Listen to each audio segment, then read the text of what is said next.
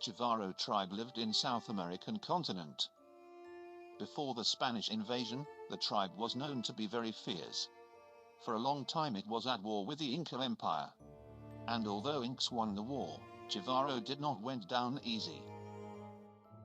The tribe considered war to be inevitable. Constant conflict with surrounding tribes was the way of their life. And the biggest honor among the Jivaro people belonged to the strongest warriors of the tribe. And to prove their worthiness, the warriors had to keep their count of kills. This was done by collecting the enemy heads, also known as Tsantsas. Besides the warfare, the Jivaro tribe were hunters and gatherers. They used vast resources of their environment that provided them with food, shelter and of course weapons. The tribe became well known for their brutal practice, which for the Jivaro warriors was a sacred part of their culture and honor. The making of Tsantsas, shrunken heads, was a long and delicate process. First, the bones had to be removed from the head. And as soon as possible, warriors tried to shut the enemy eyes, so that the spirit couldn't look around. The tribe's people also believed that if painted black, the head would trap the soul of the enemy in eternal darkness. The head also had to be stuffed with hot sand or rocks, to help it keep the shape. In 6 days these materials would be removed.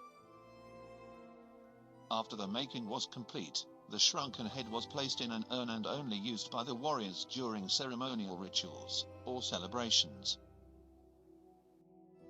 After the Spanish invasion in 15th century, everything changed.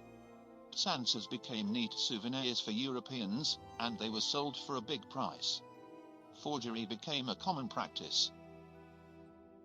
Many of the later Tsantsas didn't even come from South America. They were made in Europe, using the local corpses or in other cases, animal heads. They can be recognized by their light hair and other details that does not resemble local South American Indians. The making of fake Tsantsas even resulted in higher rate of grave robberies in Europe. And in the remaining Jivaro tribe, the ritual lost its sacred meaning.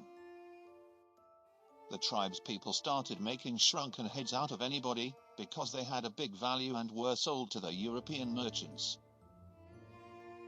The victims of the gruesome practice often became the weak members of the tribe, women or even children. Finally, the trade of the shrunken heads was banned in 1930. We can still see a lot of Tsantsas in museums all around the world. And most of the people today know something about these talismans from media, movies, or books.